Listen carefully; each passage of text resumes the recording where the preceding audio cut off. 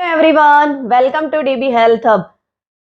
માખણ ચોર નંદ કિશોર ગોકુળમાં મચાવે શોર.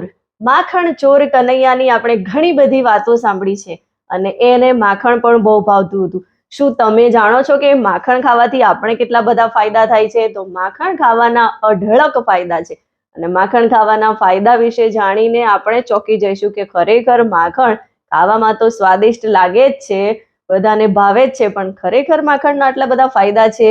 તો માખણના ફાયદા ઘણા બધા છે અને આજના જીવન ધોરણ પ્રમાણે આપણે જોવા જઈએ તો ચરબીયુક્ત ખોરાક ખાવાનું આપણે બિલકુલ બંધ કરી દીધું છે. એ સમય અલગ હતો કે જ્યારે આપણે રોટલા સાથે માખણ ચોપડીને ખાતા હતા. એ સમય અત્યારે આપણને જોવા મળતો નથી. આપણે એવું વિચારીએ છીએ કે ચરબીવાળો ખોરાક ખાઈશું તો આપણા શરીરને નુકસાન થશે, પણ આ માખણ આપણા શરીર માટે ખૂબ જ કારગર નીવડે છે, ખૂબ જ ફાયદાકારક છે, કેમ કે માખણ ખાવાથી આપણને અઢળક ફાયદા થાય છે. તો માખણ ખાવાથી આપણને શું ફાયદા થાય છે એની આપણે આજે વાત કરવાના છીએ અને એ સાંભળવા માટે મારી સાથે લાસ્ટ સુધી બન્યા રહો. અને મારી આ ચેનલને સબસ્ક્રાઇબ ના કરી હોય તો પ્લીઝ ફટાફટ સબસ્ક્રાઇબ કરી દો, જેથી તમને નેક્સ્ટ વિડીયોની નોટિફિકેશન પણ મળતી રહે અને તમારો અવિરત પ્રેમ મને મળતો રહે અને તમારા માટે આવા જ નવા વિડીયો હું લઈને આવતી રહું. માખણ ઘી કરતાં પણ સરળતાથી આપણા શરીરની અંદર પચી જાય છે. માખણ ખાવામાં ખૂબ જ ટેસ્ટી, ઠંડુ અને સ્વાસ્થ્યવર્ધક છે, પૌષ્ટિક છે અને બુદ્ધિવર્ધક છે.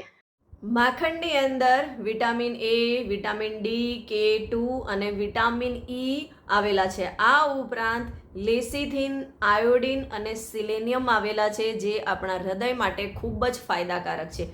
નિયમિત પ્રયોગ કરવાથી આંખો સ્વસ્થ રહે છે અને માખણની અંદર રહેલું ફેટી એસિડ અને કોજુગેટેડ લિનોલિક એમિનો એસિડ જે છે એ પ્રમુખ તરીકે કેન્સર રોગો સામે રક્ષણ આપે છે, કેન્સર રોગોનું પ્રોટેક્શન કરે છે.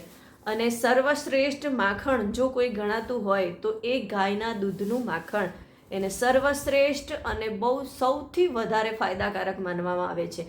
ગાયના માખણનો આપણે નિયમિત રૂપે ઉપયોગ કરીએ છીએ તો એ આપણા શરીરની અંદર વાયુ દોષને દૂર કરે છે અને સાથે સાથે એનો રોજ આપણે પ્રયોગ કરીએ છીએ તો તે બળવર્ધક છે અને પાચન શક્તિ મજબૂત કરે છે અને સાથે સાથે આપણા શરીરની અંદર ગેસ, એસિડિટી, અપચો અને લોહીના રોગોમાં આપણને રાહત પહોંચાડે છે. એ સિવાય ખાંસી, ડાયાબિટીસ, નેત્રરોગ, તાવ, પાંડુરોગ અને સફેદ દાગ આમાં પણ આપણને કારગર નીવડે છે, એમાં પણ આપણને ફાયદો પહોંચાડે છે. તો ખરેખર માખણ આપણા માટે ખૂબ જ ફાયદાકારક છે અને માખણ આપણને પૌષ્ટિકતા આપવાનું કામ કરે છે. માખણ આપણા શરીરમાં પૌષ્ટિકતાનો ઉમેરો કરે છે. એ સિવાય માખણની અંદર એવા ઘણા બધા તત્વો આવેલા છે કે જે આપણા શરીરને ખૂબ જ ફાયદો પહોંચાડે છે અને આપણે હંમેશા તાજું માખણ ખાવું જોઈએ. વાસી માખણ ક્યારેય ન ખાવું જોઈએ, કેમ કે વાસી માખણ ખારું અને ખાટું થઈ જાય છે અને તે આપણા શરીરની અંદર ઉલટી, અપચો અને સફેદ ડાઘનું પણ પ્રમાણ વધારી દેતું હોય છે. તો આપણે હંમેશા તાજું ફ્રેશ માખણ ખાવું જોઈએ અને પ્રશ્ન એ થાય કે કયું માખણ ખાવું જોઈએ, કેટલું માખણ ખાવું જોઈએ? તો રોજ આપણે જો માખણનો ઉપયોગ કરતા હોઈએ તો રોજ આપણે 40 ગ્રામ જેટલું માખણ ખાઈ શકીએ.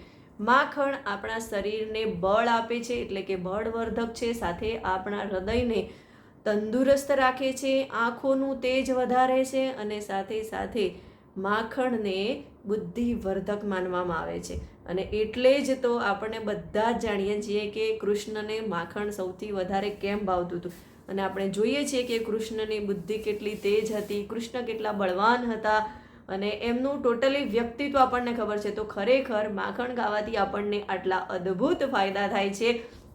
તો મને કમેન્ટમાં જરૂરથી જણાવજો કે તમે પણ તમારી રૂટીન લાઈફમાં માખણ ખાઓ છો અને માખણ ખાઓ છો તો કેવું માખણ ખાઓ છો, બજારમાં મળતું માખણ કે ઘરે બનાવેલું તાજું માખણ ખાઓ છો. અને તમને આ વિડીયો સારો લાગ્યો હોય તો એને વધારેમાં વધારે લોકો સુધી પહોંચાડો અને તેમના સુધી પહોંચાડવા માટે આ વિડીયોને શેર કરો, લાઈક કરો અને સબસ્ક્રાઈબ કરો. મળીશું નવા વિડીયો સાથે. આભાર.